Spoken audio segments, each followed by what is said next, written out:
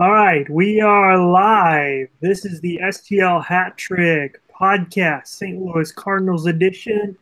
Today, we are bringing a lot of great Cardinals coverage and topics to you today.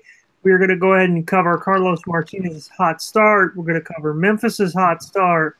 We're also going to cover the emergence of Jordan Hicks and what he does for the Cardinals bullpen. A lot of great coverage coming your way. We may even sprinkle in a little bit of Infinity War talk as well, a little bit of pre-United Cardinal Blogger weekend talk as well. We got an hour full of talking baseball coming for you.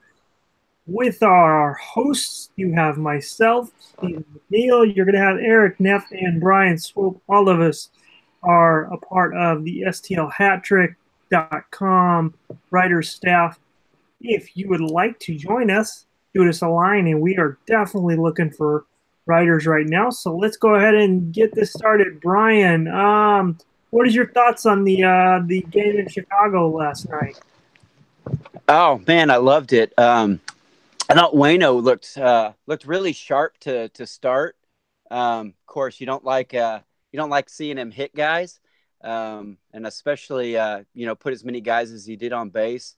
But he really seemed to tighten down and buckle in and kind of become old Mad Dog Wayno. And when he had to get guys out, he got them out and found a way to do it.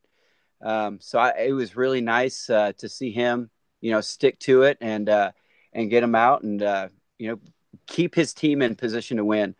Anytime we're gonna take one away from the Cubbies, that's gonna be a good night. So I mean, at the end of the day, I think all that counts is that W, and they got it. And so you got to tip your hat to them. It's good to see DeYoung get a home run, get involved in the offense again, and to really see the guys like work together and pull that one out. It was a good effort, I think, all around, despite the cold weather. Yeah, absolutely. I always, and it sucks that we've gotten to this point. But last night, I just kind of kept waiting for the Cubs to miraculously make it more of a blowout, or that once we had that 5-1 lead, I kind of breathed a little bit, and then Holland gave up the 2-run homer to Baez, and I thought in the next pitch to Hayward, the Lions threw, I thought it, like, off the bat it sounded like a home run, and I was like, oh no, here we go. Hitting a home run against us. This is just another one of those moments. But the bullpen held strong. Something I want to get into a little bit later. But Jordan Hicks held strong. You had Bud Norris. Goodness gracious, Yeah, I was gonna say, how about that? because I raked him over the coils when they signed him, and more or less a little bit more on towards his character than his ability, but I didn't think he was going to be the closer, that's for sure. Right, right. But like you said, anytime you can get started with a 1-0 lead or 1-0 lead series wise against the Cubs for the season, all right, I'm game. That was a phenomenal win, and dare I say it kind of looked like Mike Matheny learned a little bit in that game.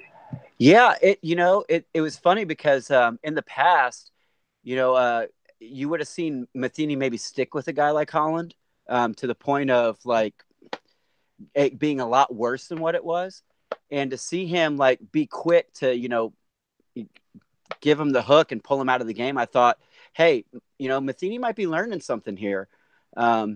And as far as Norris goes, I mean, gosh, he has looked good. He's given up I think 1 run so far this season, and it's just looked phenomenal out of the bullpen. And in fact, the first piece I wrote for STL Hat Trick this year, I brought up some stats that showed, Bud Norris actually might have been Greg Holland, and he looks more Greg Holland than Greg Holland has looked, up to this point. Bud Norris looks really, really good. And of course, that wasn't original to me. I stole it from from a guy on Fangraphs. I wish I could remember his name. But check it out. It's if you're listening to the podcast or watching, it's 5 reasons why Cardinals fans should be excited about the offseason moves that we made. And I give the original author, credit there. But I thought that what he pointed out was brilliant. I think when you put Norris and Greg Holland side by side, their first halves last year, if you didn't know, who you were looking at, you couldn't tell the difference. I mean, Norris was just fantastic last year until the injury. And to see him come in and throw in and being lights out, I mean, gosh, that 96 mile per hour, two-seamer that just kind of cut back in and caught that inside corner to that final strikeout to get the save. I mean, that was a thing of beauty. I mean, that was a nasty pitch. Nasty pitch. It looked good. That was really good to see. Granted, I had my son in bed at the time, and I just put him down like about an inning or so ago, and so I wasn't a jump off the couch kind of excitement, but that was a pretty exciting thing. Yeah, for sure. I mean, you can't ask for anything more from a guy that's going out there closing out the games. I mean, it's exactly what you want to see. It's exactly what he's doing. And as long as he's going out there and shutting the door, I mean, keep him there. I mean, I know we went out and signed Greg Holland because everybody felt like we needed that, that shutdown closer, and he just, happened to be there at the right price. But I mean, man, if Norris is getting the job done, leave him. I mean, why mess with what's working, Absolutely. That's what you got to do. I mean, like you said, if he's not faltering, why make a change? I mean, yeah, you've got, $14 million invested in Greg Holland to be your closer, but if he winds up being a shutdown 8th inning guy for the Cardinals this year and doesn't pick up the saves, sorry about your luck. Yeah. You didn't come out of the gate strong, and you could argue the case the organization didn't put him in the best position to succeed. But he hasn't really succeeded yet. And Norris right. kind of doing his thing. So I would like to see Holland in that role, and I'd like to see him do successfully, because that means Norris could be used in another light, so more successfully. But at the same time, you got to bring out with what success is bringing right now, and success is Bud Norris in the closer role. Not what you thought was going to happen at the beginning of the season. I honestly thought Dominic Leone was going to take the position and run with it, but he hasn't. And again, I can't believe I'm saying this, but kudos to Mike Matheny for not just keeping throwing the guy out there. Mike Matheny, right? Yeah, starting to realize that, hey, you can't float around 20, 25 innings from a guy who's not getting it done out there on any given night. You gotta. This is the time to take the division. You've got the Cubs are flailing away a little bit at this time. You take all the wins you can away from them at this point. You can. So, kudos to him for making that decision. Right. And speaking of taking games away, I mean, it's nice to see us get that, that first one out of the way with the Cubs. But who would have thought at this point in the season we would have been, looking up at the Pirates, a game and a half out, from the Pirates now. That's who saw that coming, But, I don't think that's going to stand up. I really don't think that their team is good enough to stay there. And, it's still, I think it's going to come down between the Cubs and the Cards. And I think, last night, we didn't look afraid of them at all, and it looked like the guys came out there maybe for the first time in a few years where, our guys came out and it's like they knew, hey, we can win this game. And it's exactly what they did. So it's nice to get that first one out of the way, and let's go for another one tomorrow, right? We're going to see the same thing tomorrow. We got a 1:20 start, as we've had just the weirdest weather this year. We've got snow in the middle of April. We're past the middle of April. We're late April, and we've got places with 20 inches of snow. It's crazy. I think the Cubs have had five or six postponements so far, which is nuts when you consider that we're like April. It's supposed to be, Yeah. border on 80 degrees on a given day.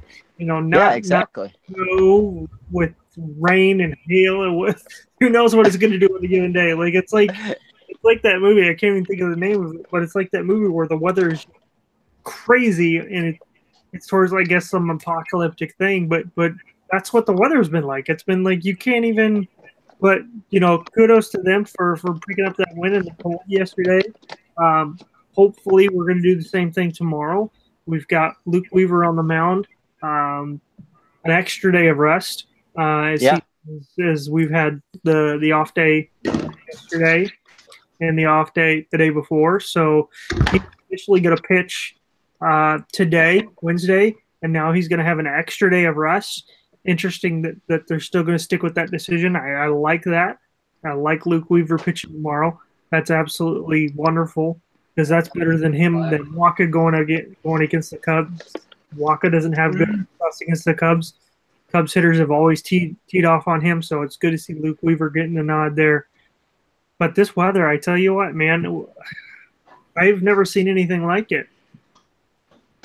Yeah, it seems like a blessing right now too, to be honest, because we talk about that, like the switch to give Weaver that start, because originally he wasn't lined up to start that, and to switch, and again, I think that goes back to maybe Matheny is learning something.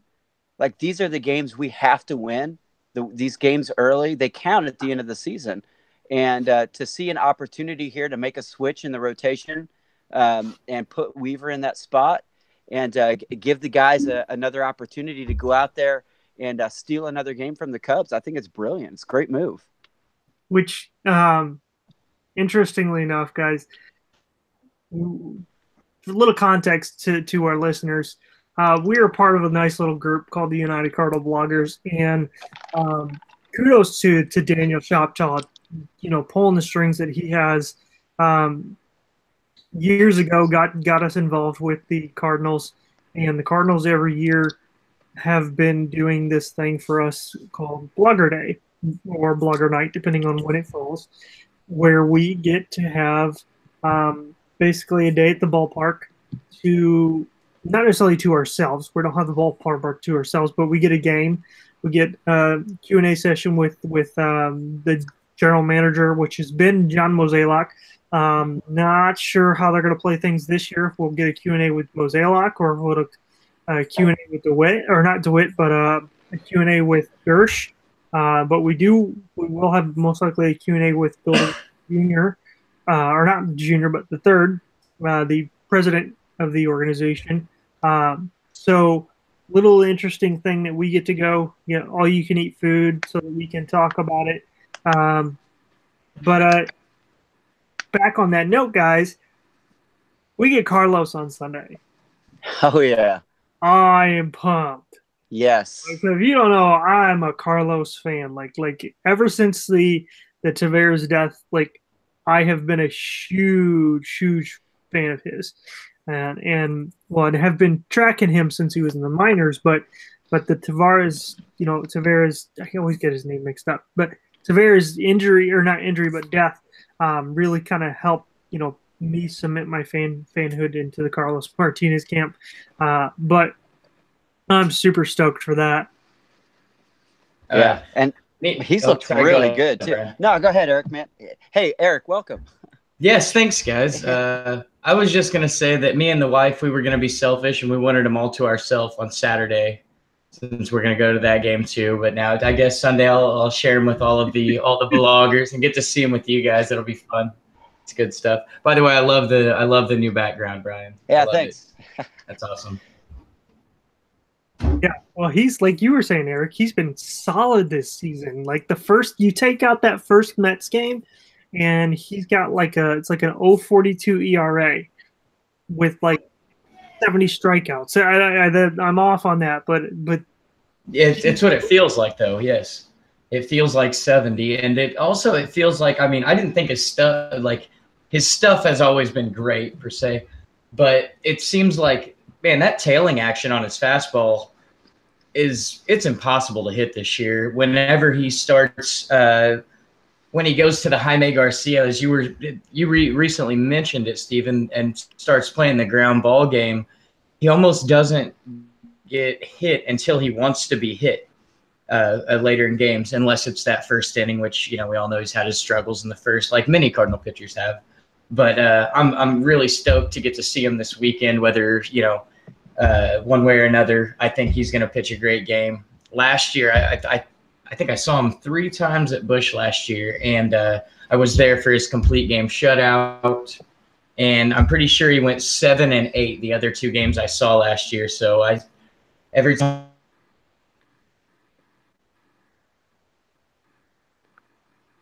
We got technical difficulties there. There we go. But yeah, fantastic, and to do it in what is the 50th anniversary of Bob Gibson's season. That's we're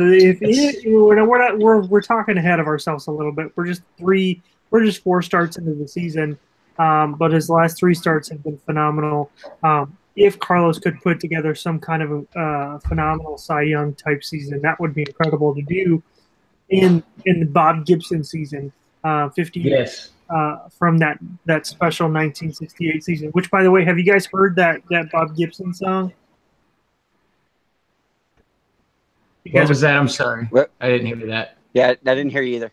The Bob Gibson song. Have you guys heard of the new Bob Gibson song? No, I haven't. But I'm extremely intrigued right now. So I haven't really heard the entire thing, but I've heard bits and pieces of it.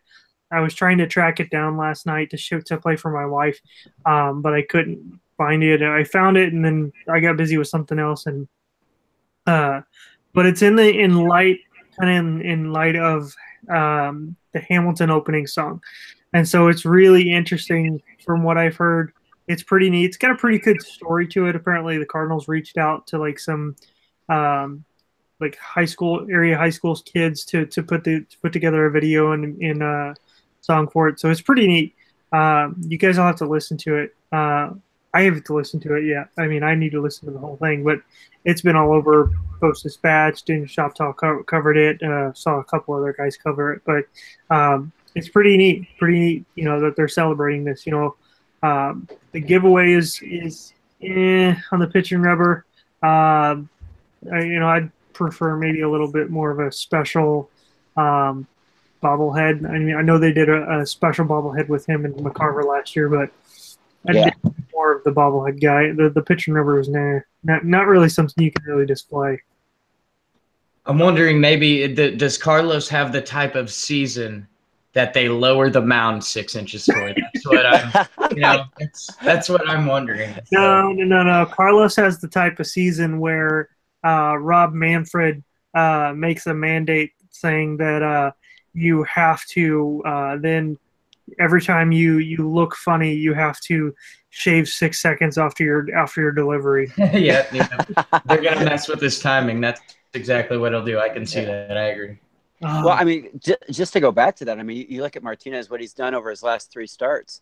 I mean, even if you take into the account the first game against the Mets, Martinez's numbers this year, he's 2-1, 30 Ks with a 1.75 ERA and 1.17 WHIP in 4 games. I mean, small sample size for sure, but I mean, for anyone who started the season saying that he's got to take that next leap to join the elite, starters. I mean, he is there, and I don't care what anyone else says. This guy is one of the best starters in the league, hands down. I mean, I would put him, I would probably put him behind, Thor, Mad Bum, Kershaw, and Scherzer. But can you think of another guy better? I really can't. That's about where I'm at on your list. Maybe DeGrom, but I mean, I can't think of another guy that would be better. I would have to agree. I used to say last year, I think it was me being a bit of a homer, but I'd say he's top 5 in the league. He's top 5 in the league. And the more I look into it, I mean, the stats and his performance almost back me up on that. His numbers almost back me up there over the last few seasons. And I would agree with the 4 guys that you said. I don't know. Did you say Corey Kluber? Or did you just say National League, guys? I'm just talking just National League. Just guys. National League, yeah. National League, you hit the nail on the head. Yeah, I would agree.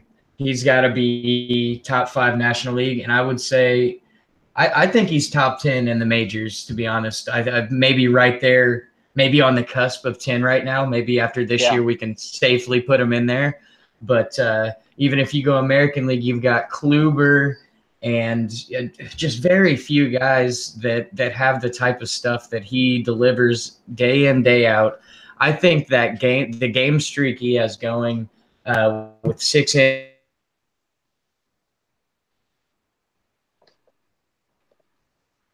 innings plus, just insanity. That's an insane amount of starts going 6 innings.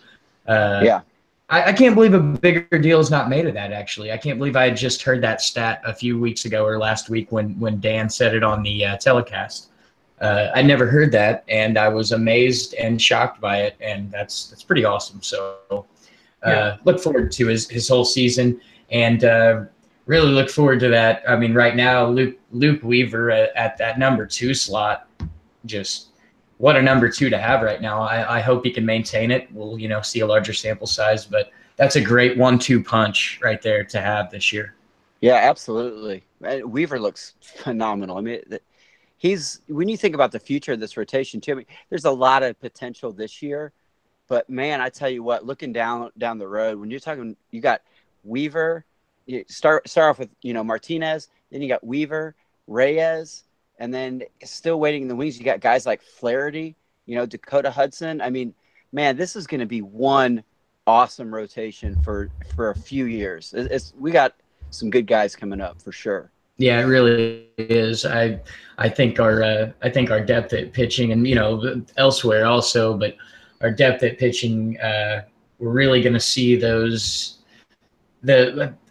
I don't want to say reminiscent of old necessarily, but it reminds me of I believe, was it the 2013 staff that was on the cover of Sports Illustrated, or 14 maybe, with Shelby Miller and Waino and Waka. I forget the 5, but it looked like we were set for years then as well, which maybe is a reason to step back and say, hey, maybe let's take a look at some of these guys like, the Joe Kellys and the Shelby Millers of the world that kind of, maybe didn't become what everyone thought they were going to be. But right.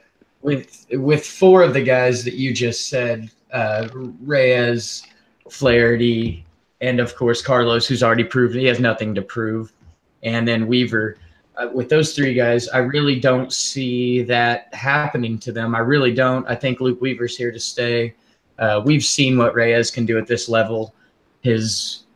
I can't wait to see his curveball again. I'll never forget the first time I saw that play in a major league game. And as soon as he threw it, it immediately panned to the dugout, and you see Waino talking to a couple people and just smiling. And I remember them saying, oh, yeah, he's saying, 95 miles an hour and then 76 the next pitch with a 2-foot break. No one's going to hit that. I mean, I can't wait to see it again. So I'm also, just like you, really excited about the next couple of years and seeing this rotation. But for right now, I think this rotation is a lot more solid than a lot thought. Miles Michaelis he's been great. I've liked his stuff a lot. The runs he gives up are home runs. That doesn't bother me. It doesn't bother me as much. I'd rather see you give up 4 runs on 3 homers than a string of 9 hits in 2 or 3 innings or something like that, So excited about this rotation this year. We'll see where it goes on the back end. One night I'm head over heels for the bullpen too, and the next night I'm like, set it on fire. It's so it's kind of go either way there. But yeah. Well, to piggyback on you're talking about Martinez, Jordan Hicks, phenomenal, absolutely phenomenal. My goodness, the guy is throwing triple digits with sink. He's got a slider that's a video game slider. Let's be serious. I don't know if you saw the pitch to Chris Bryant last night. Basically, yes, I did. Blocking his hips. Yeah. Just broke him. And this is a guy who's who is an elite hitter in a league. Like, you can say all you want about Chris Bryant's inability to not strike out. He's an elite hitter, and as a Cardinals fan, it sucks to say that the Cubs have, the two of the best hitters in the league, but he is an elite hitter for sure. Yes. And to make him look as bad as Hicks did, my goodness, it was intense. And to see what he's done, he's not yet allowed an earned run. Here we are. We're in April 18th. He's had, 10 or 11 appearances so far? I might be overshooting it a little bit, but phenomenal. The guy goes out there and does anything. He had a little bit of a dust up, a little bit of a trouble it looked like he was getting into when he was in Cincinnati, and pitched himself out of it. You cannot say enough about the guy. And in my opinion, look, he's doing phenomenal in the bullpen. But what if you get 6 or 7 innings out of this guy? Right. You've got Carlos Martinez, Alex Reyes, Luke Weaver, and Jordan Hicks, 4 of the absolute nastiest, dirtiest pitchers that you could put in a rotation. And then that puts guys like Ryan Helsley in the bullpen when they come up in the next couple of years, and a couple other guys, Dakota Hudson. There's so many options there, and Hicks has made so many people look silly this year. Todd Frazier, in the interview after the game, said something kind of funny. I can't remember exactly what it was, but he just admitted, he's like, that's unhittable, and I 100% agree. The action, and to have the type of control he has over that action at his age is kind of what's remarkable. You see the Alcantara, I can never say his name. You see those guys in the world with no control over it. There aren't many Aroldis Chapmans out there that can maintain 102, 103, 101. Now we have StatCast. It's a little lower where it should be. But it's so hard to maintain control. And he looks extremely comfortable at this level.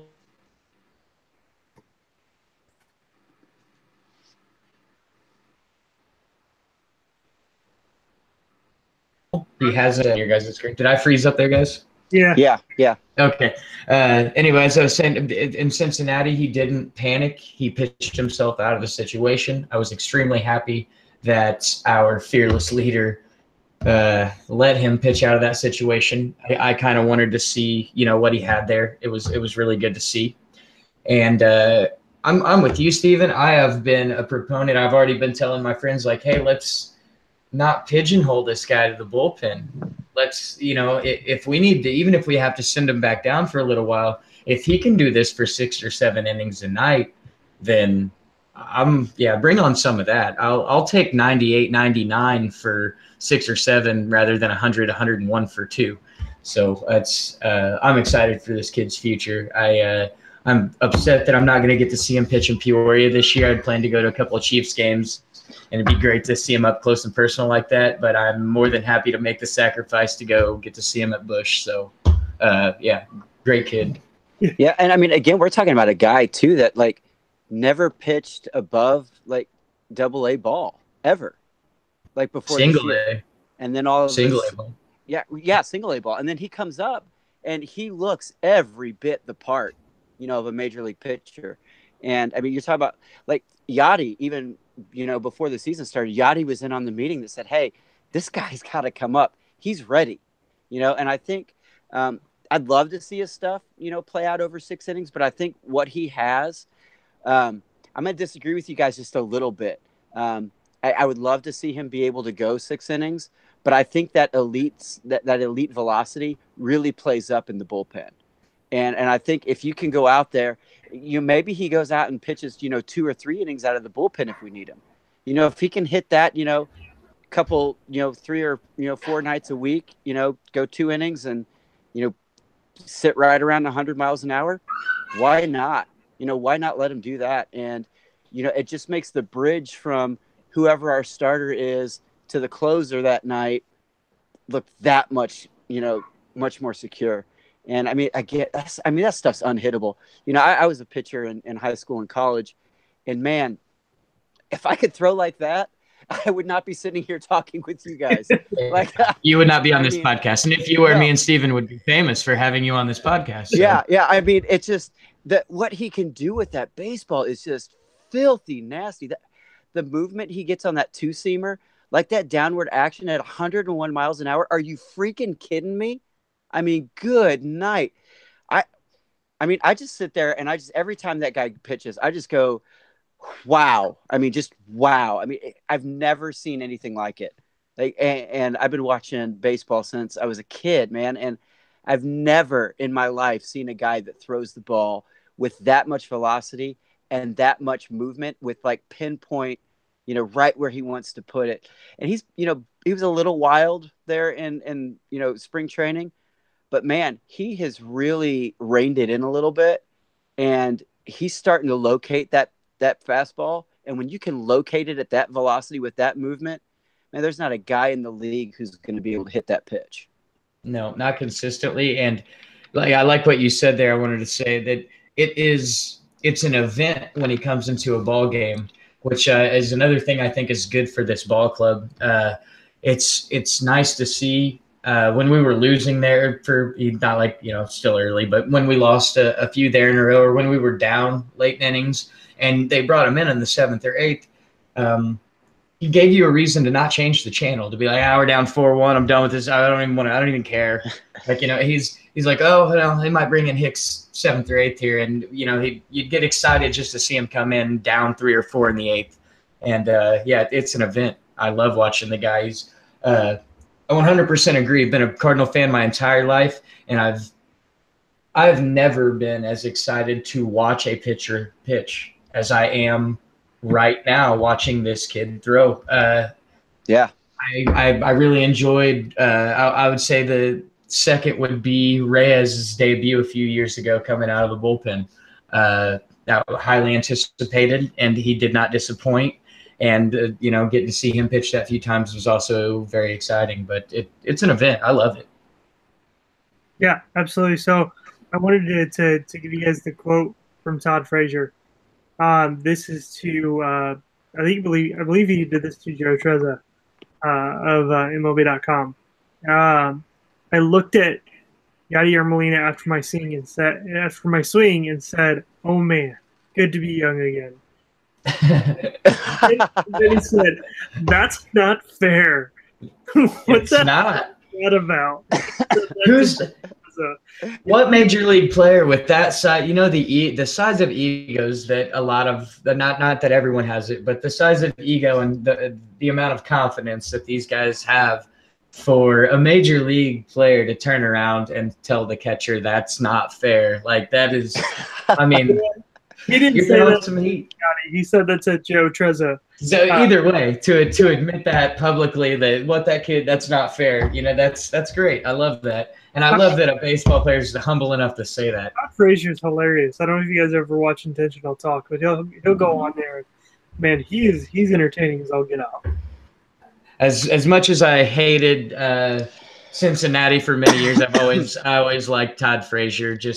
It was cool to see him in the Derby that year at the All-Star game, and it was cool to see him all boo Yachty almost off the field. That's still my favorite Cardinal moment ever.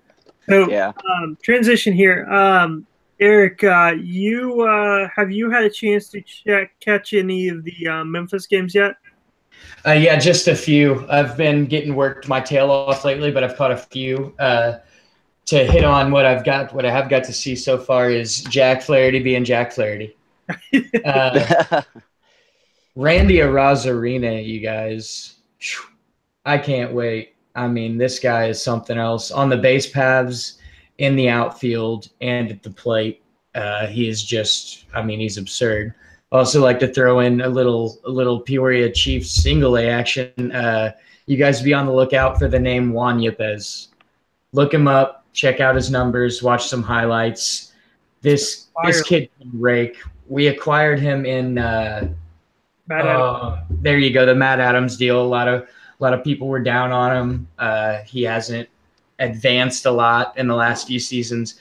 He has come out this year smoking the ball. His OBP is, I'm pretty sure it's around 500 somewhere. The last I looked, he's just. I think he had one walk-off and tied the game late on the header.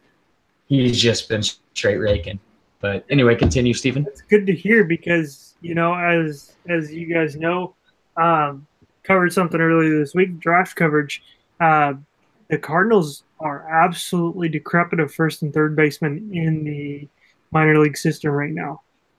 There's Yepes and Peoria, but as good as he's been, he's not really a cornerstone prospect. Put it that way.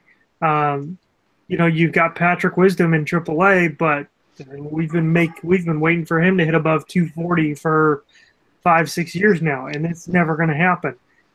He is your swing and miss kind of guy. He is by definition your the two true outcome kind of guy, just like we've got him by the name of Paul DeYoung. Oh man.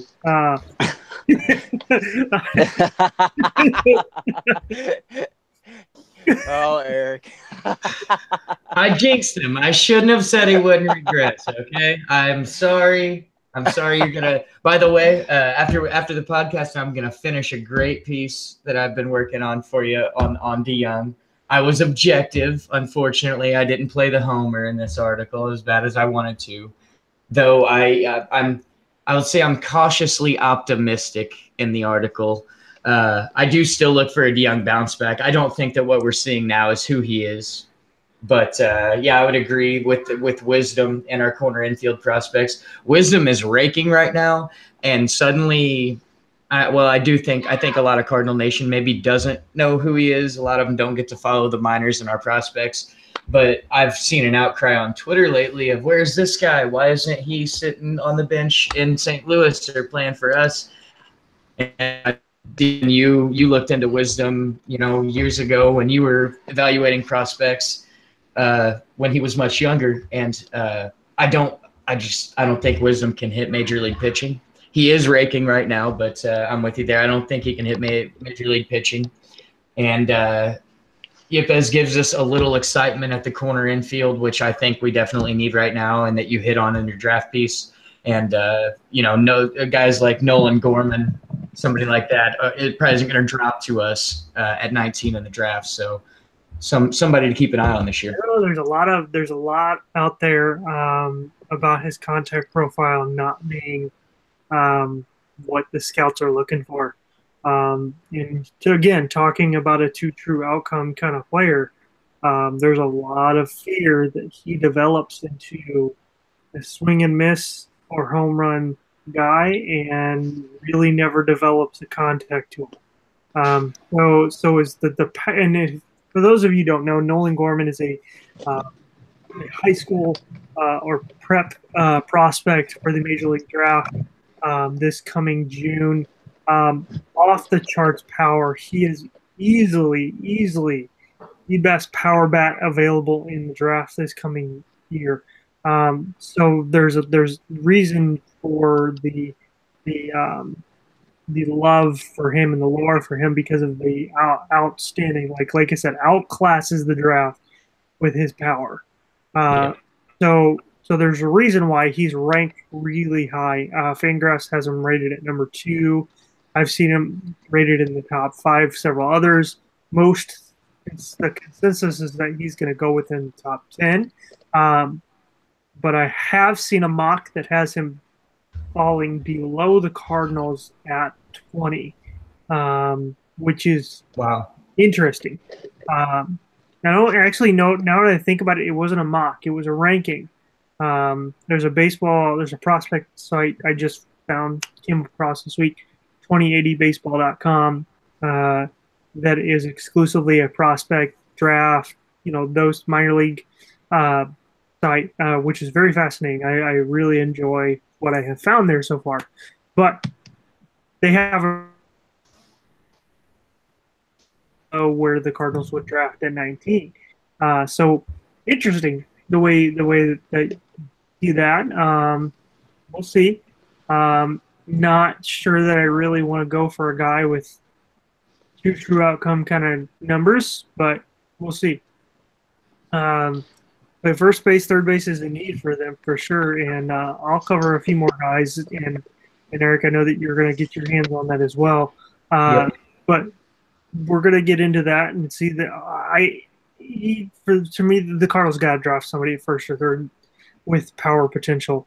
The guy I covered earlier this week, I am already forgetting his name, is got Eric Hosmer comparisons. So he's got the hit tool, he's got the on base ability with 60, I think 50 or 60 grade power. So pretty decent for a guy coming out of college. Would probably move up into the system a little faster than your average high schooler, but we'll see. I will say before we move on from something to something else about Memphis is that Gant is begging the Cardinals for a call up. I meant to say that with Flaherty. 1.42 ERA, doing good. Well, I think the guy that's begging for a call up is Max Schrock. I mean, can we talk about this guy? I mean, he's hitting right now. He's got 389 average. His OPS is 903. His OBP 421. The guy's slugging 481. He's only struck out 3 times. Yes, three times in 57 plate appearances. I mean, how much longer are the Cardinals going to stick with Colton Wong? I mean, to me, it seems like, I know we're paying the guy $4 million this year, but I mean, seriously, can we make a move? I mean, we're looking at, why are we continually juggling this thing around where we're putting, Jerko at third and then putting Carp at second. And then you've got that whole, left side of the defense that just is, I mean, Carpenter at second and Martinez at first. Yeah, you need their bats, but man, come on. Really, the defense is woeful at best. And you talk about a guy in Schrock who his defense is fantastic, and the dude can hit. I mean, 3 strikeouts in 54 at bats. I mean, come on, really? We're wasting our time with Wong. How long is this going to keep going on? I mean, and this guy is just sitting here raking at AAA. We didn't get to see him in spring training, and I've been on this guy since we traded for him. He's gotten a lot of comparisons, to a guy like Daniel Murphy, which I think is a perfect comparison.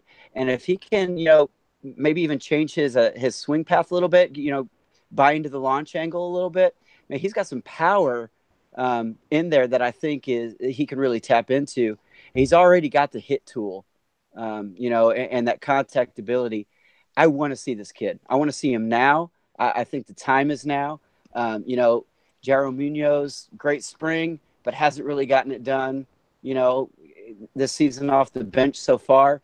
And when a guy like Wong is struggling like he is, batting, below the Mendoza line, come on, give Schrock a shot. Give this kid a chance. Call him up and at least see what he can do. What's the worst that happens? He doesn't do any better than Wong, and so we throw him back out there?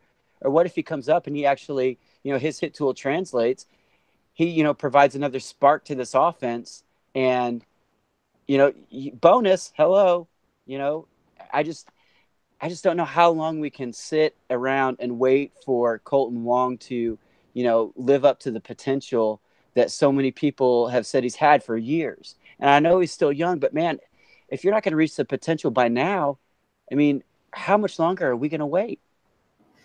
I think this is the year when they do make some sort of decision on Wong.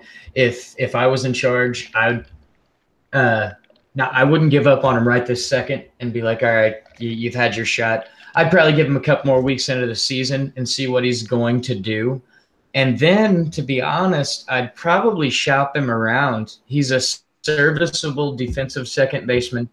His OBP is usually upper 300s. Usually, obviously, it's not at all right now. But I think he's serviceable enough that he could go play for a club or come off the bench for a club if need be. And I'm with you on Schrock. I say give Schrock a shot sooner than later. The guy's contact rates are ridiculous and he doesn't have – there aren't holes in his swing. he doesn't have an inside slider problem or an away fastball problem. The guy, he reminds me of an old Matt Carpenter that he can make contact. He goes up there and he makes contact. He gets on base. And yeah, I would love to see a Schrock call up. And sorry to interrupt that Gant thing. Gant, I believe I forget how many innings pitched, but I believe it's 13 strikeouts, 2 wins, 142 ERA. So another guy that the Cardinals could potentially be calling up in the near future if injury or something like that happens. I'm really hoping Munoz. Oh, I don't know if you guys noticed this. The first game Munoz played in AAA, he put the game-winning run across the plate in the 10th inning. The night before, I believe. So maybe that gets him going down there. I hope it's not the end for Munoz, but I think we saw enough to know that I don't think he's ready. Right, mentally or physically yet. So give him some more time, and hey, give Schrock a shot. We always thought Schrock was the highlight of that trade anyway, and Munoz was a throw-in. And we kind of treated Schrock like the throw-in early this season, and Munoz like gold because the hot spring. And I'd love to see Schrock get a shot this season. Yeah, and we may be talking about a different scenario if Schrock didn't get the oblique injury in spring training. So he really didn't get a chance to showcase anything in the spring. But man, is he putting on a show down in Memphis right now? And I think he's earned a call up sooner rather than later. The guy deserves it. He's just, he's doing great down there. I now want to see him up here. I agree. Yeah, so he's doing well, absolutely. And I've been kind of thinking the same thing. 421 on base percentage is nothing to laugh at. He's got a 139 weighted runs created plus right now. Wong, I like Wong a lot.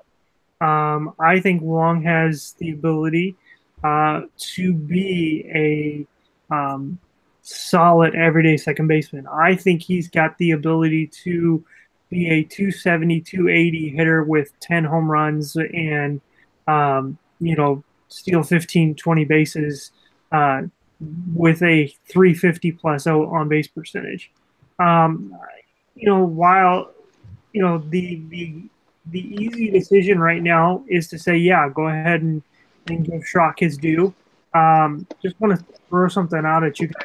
As much as Schrock is absolutely hitting the cover off the ball and has for most of his career, he and Munoz are very similar. While Munoz isn't too far removed from a 240 average in Double-A, his first taste of Double-A with the Athletics, but the two of them are very similar. They both are rated at a 45 grade hit tool with a 55 future value hit tool. They both have fringy game power, although Munoz has a little bit more raw power. They're very similar.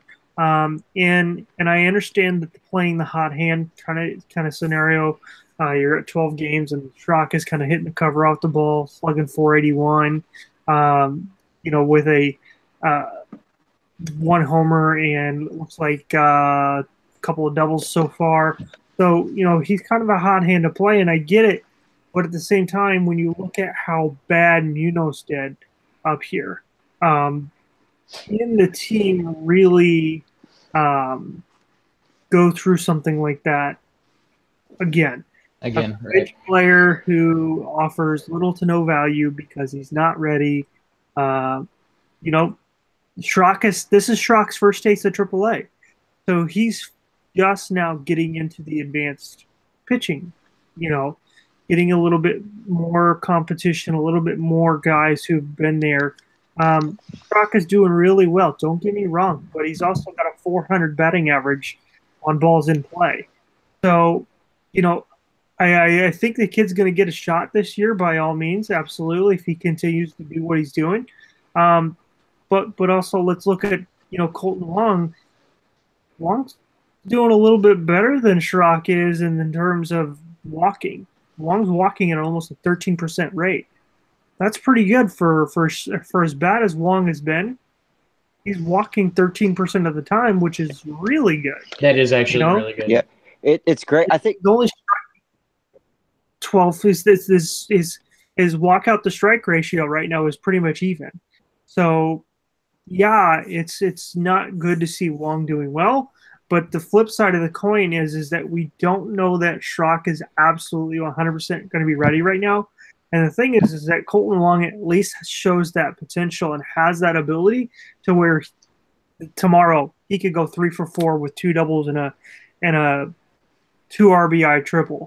You know, there's that potential that we know can come out of Wong, but we don't know what value Schrock is going to pull up in early April at this point. Yes, he's hitting the ball well in AAA, but we're in the middle of a pennant race right now. I mean, we need every single win we can, and if that means that we got to go with Matt Carpenter at second base, Jed Jerko at third base, and Jose Martinez at first base, a couple of games to give Wong, a chance to get his swing right. You know what? That's what we're going to have to do. I just don't think it's. I think it's just a little too early to pull the plug. That walk rate is shows me that there's a slimmer of hope there. You're right on that, and there is. The thing is, though, with Wong, the guy needs to play. He needs to play consistently to be able to do that. And I just don't see Matheny doing that with him. There seems to be this double standard for Wong that, Matheny will let guys like Fowler and Carpenter play through some of those struggles. He doesn't have that kind of patience with Wong. And how many times have we seen it where, Wong is kind of in Matheny's doghouse and doesn't really get that same kind of a leash to play through his struggles. I've not once have I ever heard Matheny, and I could be wrong, but not once have I ever heard Matheny say of Wong, he's seeing the ball really well. He's hitting it, just had some bad luck. And if he just keeps going up there and keeps grinding, the hits will fall in and he'll be fine. I've heard him say that about Carpenter. I've heard him say it about Fowler. Not once have I ever heard him say it about Colton Wong. And I don't know what the deal is, why Matheny seems to have this, I don't know, double standard, for lack of a better term, when it comes to Colton Wong. But he's just not given the same opportunities that some of these other guys are. Because I think Wong's got – I don't get me wrong, I think Wong's still got that potential, but he may be the classic, I need to change the scenery and really then be able to take off. Yeah, that's fair. That's definitely fair. Kind of going into the Fowler talk, we might see a guy like Fowler get pulled a little bit, to rest here or there now that we've got O'Neill up. They're going to want to see what O'Neill's got. They're going to want to see if the power will translate. They're going to want to see if he's going to be able to hit the major league pitching. So maybe that means that Fowler gets an extra day off here or there to see if he can get that swing going. Another back on the Wong front, Wong's got a 176 batting average on balls in play. That is super unlucky. Yeah, that's going to get a little better. Yeah. That will get a little better. To kind of give you guys an idea of something here, he's hitting 150 right now. Absolutely putrid. Slugging 150 as well. And a 277 on-base percentage. So his on-base percentage is in good shape at 127 points above his batting average. So as his batting average rises, his on-base percentage will rise as well. Yeah. So you're going to see that if he starts to hit, that on-base percentage is going to shoot its way back up into the 360s, 370s like it was last year, which if he can come back and do a 285, 376, 412 slash line, maybe increase that slugging percentage a little bit. But at the same time, do we really need the slugging this year? Probably not. No. It's great to have. Probably don't need it. Right. Before we stray too far off of the minor leagues, I'm going to throw some numbers at you guys because Brian reminded me with his 3 strikeouts through 57 at-bats, I believe he said. There's another Cardinal prospect with only 3 strikeouts. He's only had 33 plate appearances, though. You'll know why in a second. These are his numbers. His OPS is 1,041. His slugging percentage, 586. OBP of 455. Batting average of 379. Those are Andrew Keisner's numbers in Springfield right now, a catcher. I mean, he is just flat raking in Springfield.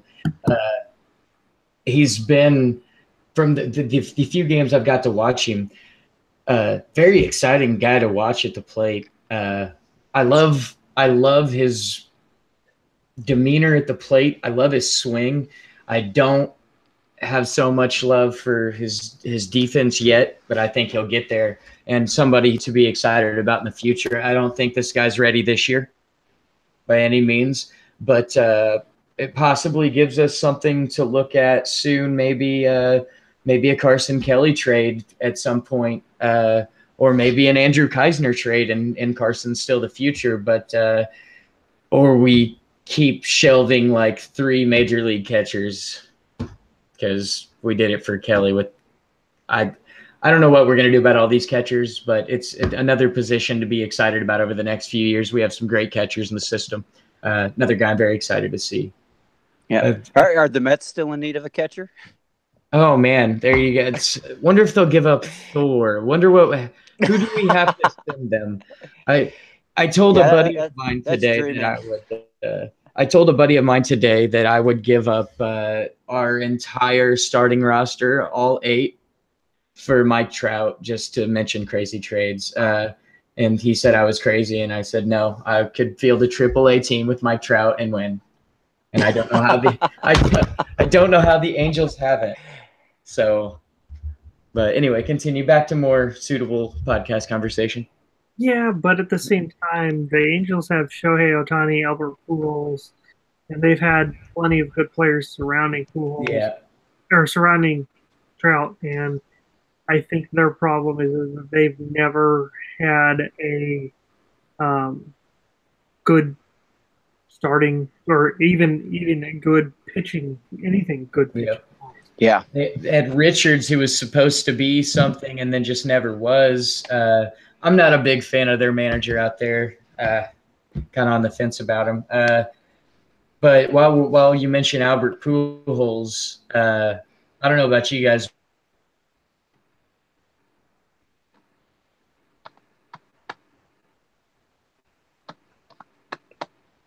Sounds like Eric's having issues. Seeing and hearing. Yep, I went away again. I was just saying Albert Pujols is raking. Yeah, and I love to see it. It's great to see again. I'm really enjoying watching him put together some numbers again.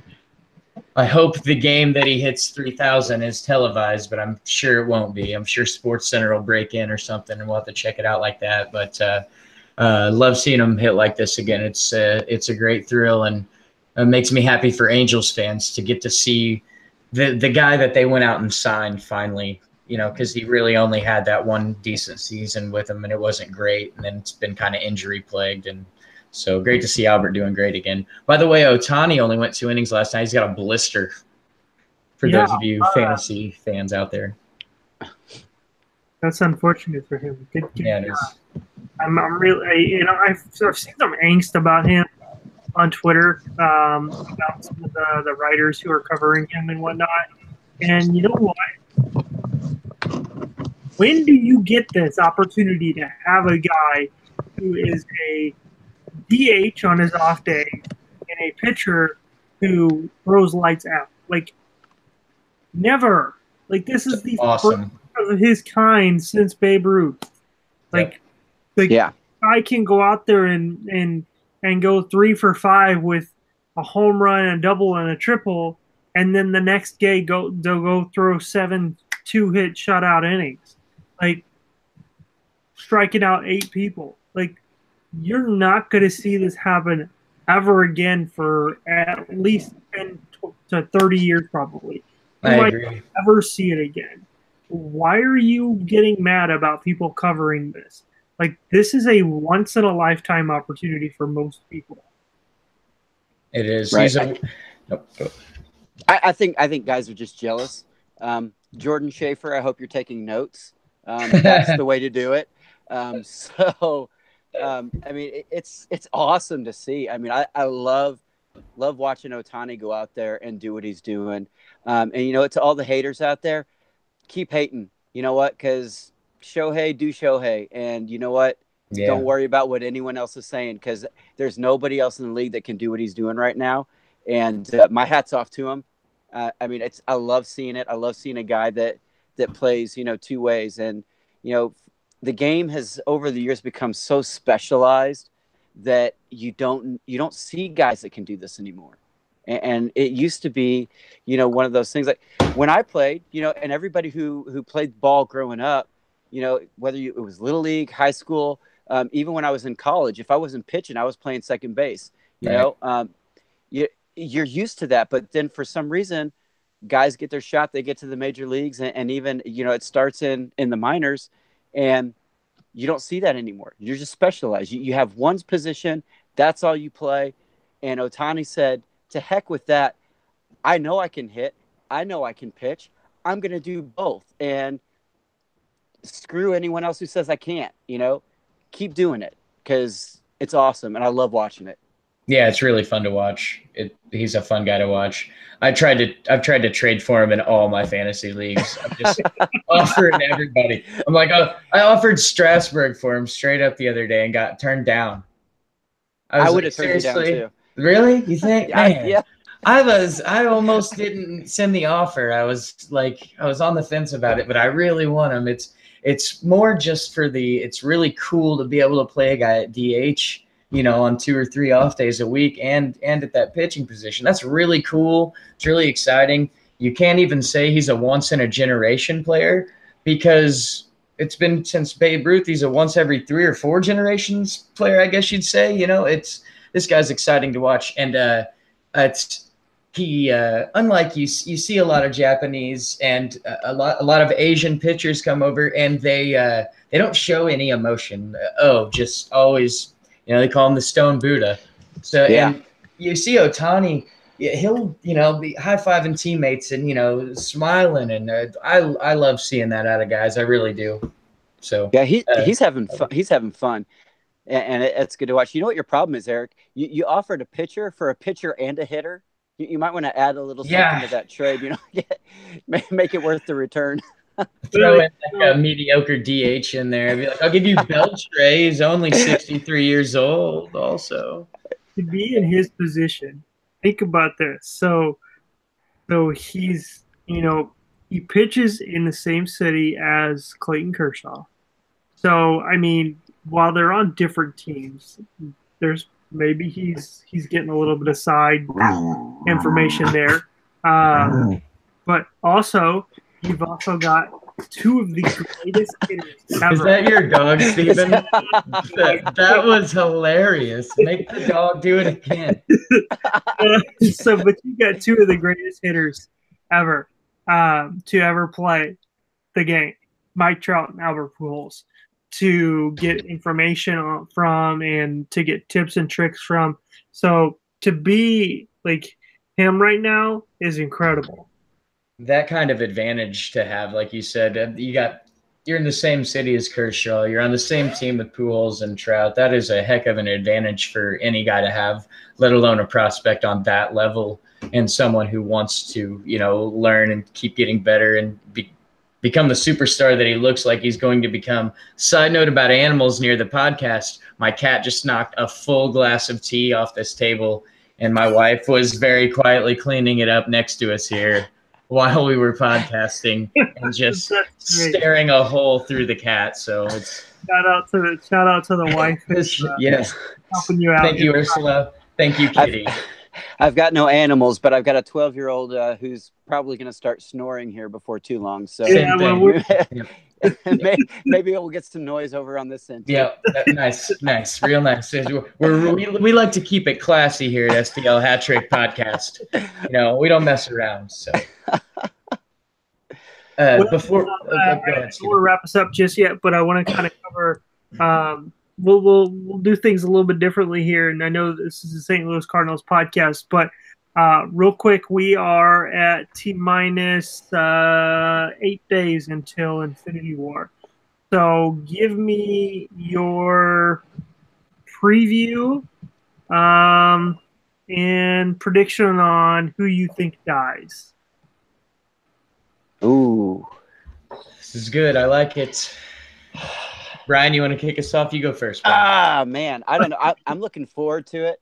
I think, man, if I had to pick one that died, I think it's going to be Captain America. And I just think just because of his character, and the way that the way he's always been. Like if there's going to be one guy that has to sacrifice himself, for the team, I think maybe it's going to be Captain America. Um, and so if I had to pick one guy that's going to die in the movie, I think it's going to be him.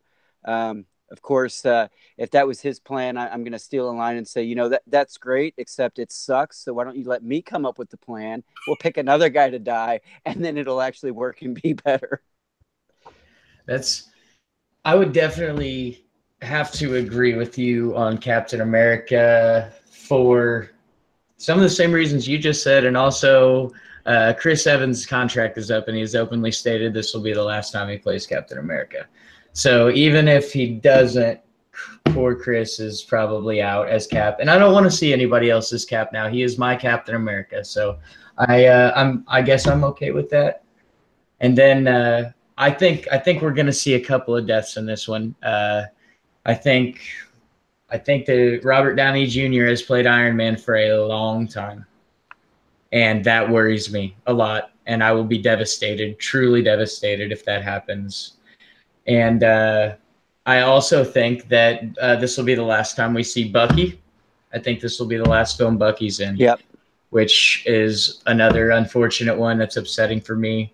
As to predictions of where we're going to go from here, gosh, I don't even know. There's so with finally the Guardians of the Galaxy making an appearance into this section of the Marvel Cinematic Universe. I'm really interested to see what aspects they bring in, where they go with their story, because I can already see the Avengers.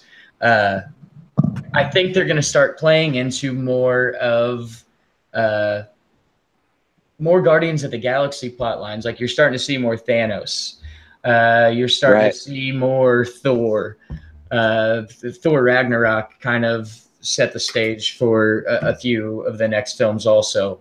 So I don't know if I'd make a prediction on where it'd go quite yet, but I'll give you a heck of a prediction after next Thursday. So I'm pretty stoked. I'm pretty pumped up about it. I don't know if I'm more excited about this or this definitely right now, but I know Steven's been talking about it too. The Solo is coming up not soon enough, but oh man, did you guys see that Solo trailer? Oh, that didn't get me started. That was exciting stuff. It made me watch Rogue One for the 39th time when I saw the trailer. I was like, I'm putting on Rogue One again. You know what? I got to do this. So, but best Star Wars movie ever, by the way, Rogue One. It might be it. Man, it's one of my favorites to watch. Good. That's hard to say. So good. So good. I would say, yeah, we're gonna see. I think our Thursday next week will be extremely exciting, and I think it'll be a little depressing because I think it'll be Cap's last movie, and that sucks, man. That sucks. I love Cap, I love Bucky, and I love Iron Man. I love all these guys. They're all my children. I love them. So yeah, hopefully no one, but probably Cap. Yeah, it's weird because my kids now have like grown up like with these movies. Like as these movies have come out, right. My kids have watched them, and they love them, and we watch them together. And so it's going to be, I don't know, it almost seems like we're, coming to the end of an era with this movie. And gosh, I hate to see it end. Like I look forward every year to, the next Marvel movie that's coming out, and I want to see it, and my kids want to see it. And we always go to watch them together. So yeah, it's going to be tough. It's going to be tough to see this come to an end. So I hope they find someplace else to go with it. I agree. I'm going to miss it. And I'm definitely going to miss Chris Evans as Captain America. I mean, there's nobody better. Nobody Nobody does Cap like he does. I agree. Maybe he'll reprise and break back out some little Fantastic Four action now. Maybe he'll reprise that role. That'd be kind of interesting to see him go back in time and do that role again. Yeah, that would be kind of neat. That would be kind of neat. So I'd like to see how this opens up for Doctor Strange as well too. Like I think seeing him, like pulling him into this movie and then pulling Guardians of the Galaxy in. I mean, it's just there's so many different ways they could go with it, and to see, the different possibilities. I mean, there's just too many different possibilities to think about. My biggest wonder, my big question for this movie is, where do we see Stan Lee make his cameo appearance? Right, it's every movie. I wonder every time. It's going to be so sad when he doesn't do or can't.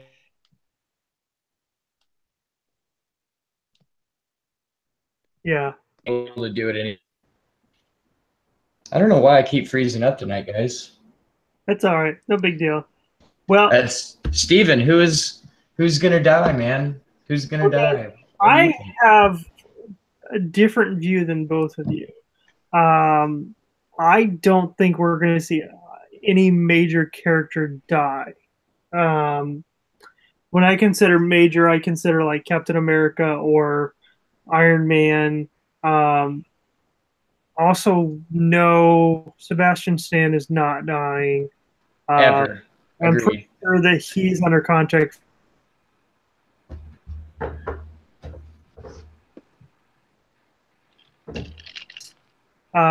To see Hawkeye die. I would not be surprised to see Iron Patriot die. Or, Falcon, I think, is a part of the new Avengers team. So we won't see him die. I would, honestly, one character, kind of major character, well, he's one of the originals. I would not be surprised to see Bruce Banner / Hulk die. I think that's an easy death to do. He's already had a lot of turmoil, being the Hulk and not being the Hulk. And so Ragnarok kind of set up something. I think that we might see something there. There's some interesting teasers in the trailer that lead you to think that something might be going down. But if any of the major characters are going to go, it's going to be Hulk. One thing to remember, this is just part 1. Yep. So there's going to be a part 2 next year. And so you're going to have your major ones, Captain America, Iron Man, probably Black Widow. All of those characters are going to live to fight the next one. And you're also going to see Doctor Strange live on. From what I understand, Doctor Strange is another one that's signed on to go on a couple more movies after this. Thankfully. Man, I love Doctor Strange. Yeah, I love Benedict Cumberbatch playing him as well. Great character, and I don't know if you guys have ever seen Sherlock, but that's what got me into this guy. And great actor, love watching him. Doctor Strange has become probably my favorite character in the cinematic universe right now. He's just such a different character than everyone else and really exciting. Side question, after you guys see Infinity Wars next week, what is the next Marvel movie that you are excited to see? I just want to throw mine out there. It's weird. Ant-Man and Wasp. I love Ant-Man. Paul Rudd's awesome. I thought it was a great movie. Like that was, if anybody saw the first one, there's no reason why you wouldn't go see it. Yeah, it was great. It didn't do great, but it was a great movie. I loved it.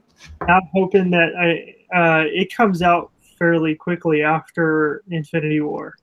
Yep. I don't know the exact date wise, but it also comes out after Solo.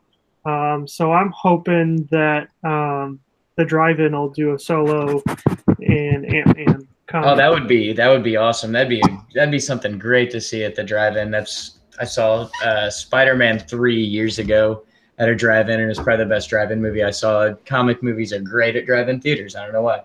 Yeah, we got a drive-in theater close to us too, and we always go there because they've got they do the double feature. And so it's awesome. We're bringing the kids. We actually watched Ant-Man at the drive-in.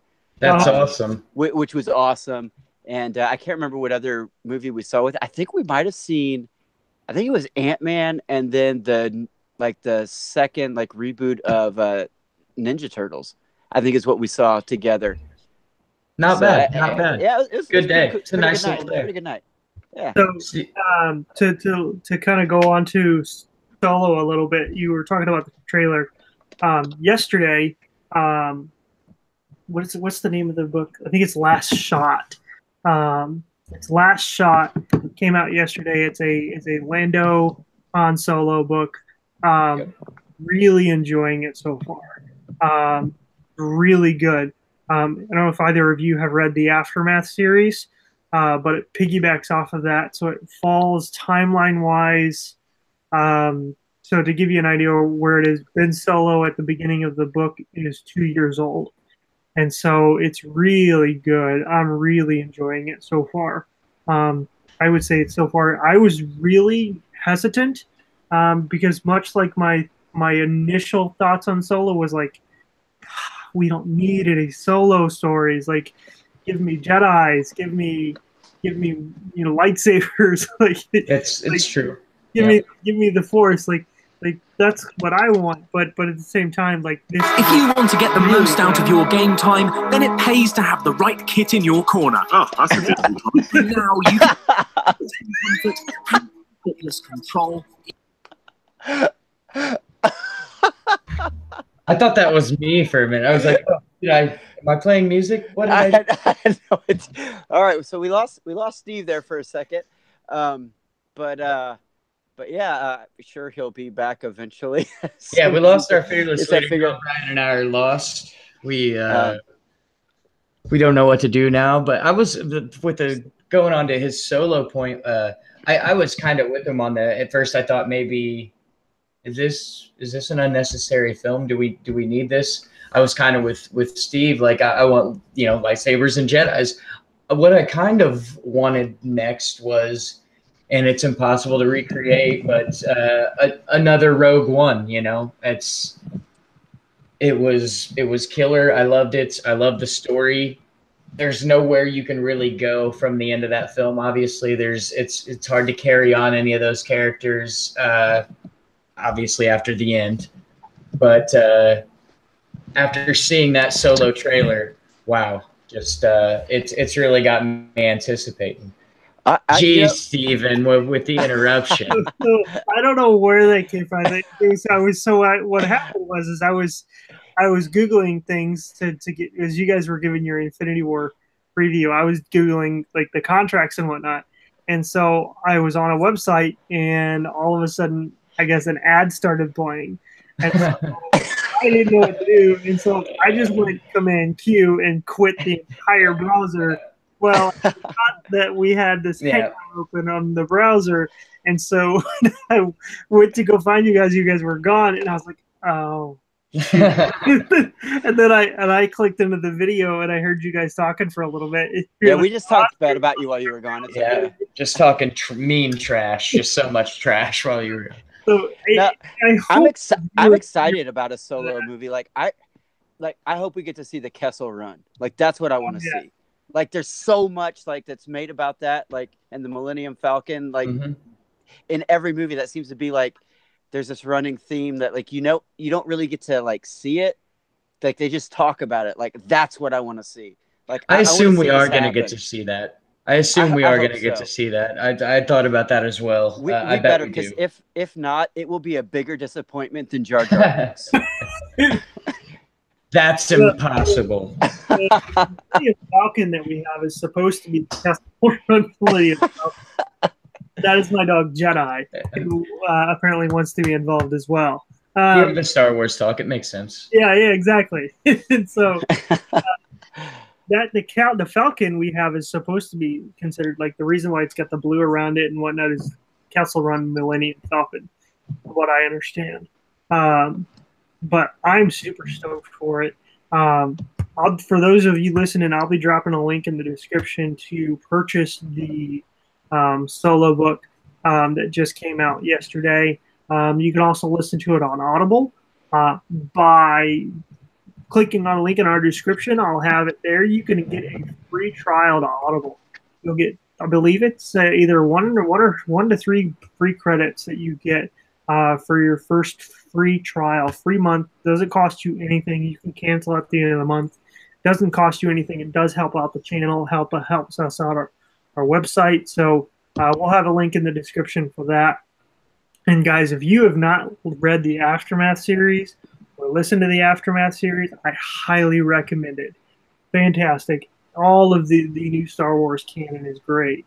I basically went through like a big a binge session on the Star Wars canon this past. I would say the last 6 or 8 months. I signed up for an Audible subscription and basically have just binged the heck out of the Star Wars canon novels. There's a Thanos canon novel coming out. I don't know if you guys saw that. It's going to be, I guess, an accompaniment novel. Not necessarily nice. But it'll be released after the movie, which is interesting because, I mean, I was thinking, how are you going to do a canon novel for a comic book series? Because everything in the comics is still technically canon. So Right. I don't know. Per your advice, Stephen, my stepson and I, this weekend, we've got it arranged. We're going to start Friday. We're going to start Rebels, and I'm going to finally watch. I've gotten so many people have told me, and then you were like the straw that broke the camel's back. Oh, and you're gonna love I told my stepson Mason about it, and he's like, "I watch Rebels sometimes," and I was like, "Well, you want to watch it with me?" So he's gonna strap in with me, and we're gonna binge as much of it as possible Friday and all of next week. So I'll be a little more informed on Rebels very soon. Oh, what was that? You were cutting out there. Have you seen any of Clone Wars? Just bits and pieces. I've never strapped in for all of that either. It's not required viewing, but it'll. Should I watch it first though? Eric, Brian, have you seen Clone Wars? I've seen bits of it. I've watched it with my kids. You could probably do Rebels without it, but I mean, you're gonna want to watch it. It's good. Maybe I'm going to start both. Maybe I'm going to start Clone Wars Friday then and move on to Rebels as soon as possible. That's what I'm very excited about this. I'm going to do that. I binged Clone Wars before I got into Rebels. Rebels was about a good season and a half into it before I started watching.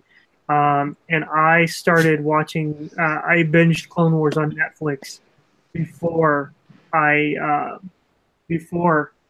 let myself watch Rebels. It's not necessarily, they don't necessarily like 100% lead into it. There's a couple of characters in Rebels that you won't understand or know without Clone Wars, but it's not necessarily like you're going to be lost the entire series without knowing Clone Wars. Right. Yeah, I would agree. You know the basic history of what happened during that time period, and that's all you need. Right. Well, I'm excited about getting to it's not just with you guys, but I've got a few other friends that are on me all the time about, man, you got to read the graphic novels, you got to read the books, you've got to watch Rebels, you got to. And I'm like, can I just watch all the movies? And I say this all the time. And Stephen, you're probably one of these people. I say, like sometimes I feel like if you're talking to a huge Star Wars fan as you are, and I'm a big Star Wars fan, I always have been, but sometimes when I talk to a bigger fan than me, as I'm talking to them, I'm like, did we watch the same movies? How did I'm like, because we've seen the same amount of content, and somehow you know like what planet that guy who was in 3 seconds of A New Hope is from, and I don't so I want to put myself on that level. That is my goal. I'm gonna be that guy. That's what I'm gonna do now. I've always loved the movies. I'm gonna now delve into the books, the cartoons, and the graphic novels a little more. So, well, do you have a long commute, don't you? Semi-long. It's at least an hour every day though. So yeah. Well, yeah, shoot, I'll shoot you the Audible link, free trial. Awesome. I think I have one set up where you can get 3 free books. So we'll get you set up with that, and you can get your start. I'll point out the starting point for you. Awesome. I've got a Kindle with Audible on it, so ready to go for that. Quick baseball stat before we're done. 41 home runs, 129 WRC plus, 38% strikeout rate. Name the player. Paul DeYoung. Joey Gallo last year. So I'm just saying. Oh, wow. Strikeouts. I mean, how much do strikeouts really matter, guys? They are just an out. Absolutely. Yeah, they're visually so frustrating and just ugly, though. But I just wanted to throw that out there. The little outlier on what I believe Paul DeYoung is going through right now. I think he's just having issues. Research I ran. Seeing the ball, in a way, because yesterday they were pitching him outside all game long, and finally he got a pitch inside. He crushed it. Yep. When you watched him in New York and when you watched him in Milwaukee, the first 2 series of the year, what did he do? Every time they were pitching him outside, he went the other way. And I think he got a little pull happy towards the end of the Milwaukee series and into the home stretch. And he's not seeing the ball on the outside corner as a strike, and he's giving up on it. There's some interesting research. I don't want to give it away too much here because I want you guys to read my piece and learn something. I don't learn anything from anything you write ever. That sounds about it. I don't learn anything from anything I write ever either, even when I'm researching. So it helps me none with my baseball knowledge. But I've always hated, even last year, DeYoung has an issue working counts. Like different hitters, great hitters work counts in their favor, can make any count work in their favor. And everyone can see the holes in his swing. For one thing, he can't hit a cutter. He can't hit low and in. And I discovered he watches fastballs that go for strikes on the outer half of the plate, an insane amount, like an amount I didn't realize that are in the zone. So some pretty cool knowledge about the holes in Paulie. Okay. Yeah. Okay, so we'll go ahead and wrap things up for myself, Eric Neff, Ryan Swope. We appreciate you listening in. We're a little bit of a longer edition this time around, but we appreciate you listening in. Hopefully, we're going to get the kinks ironed out with iTunes and get the podcast back up there.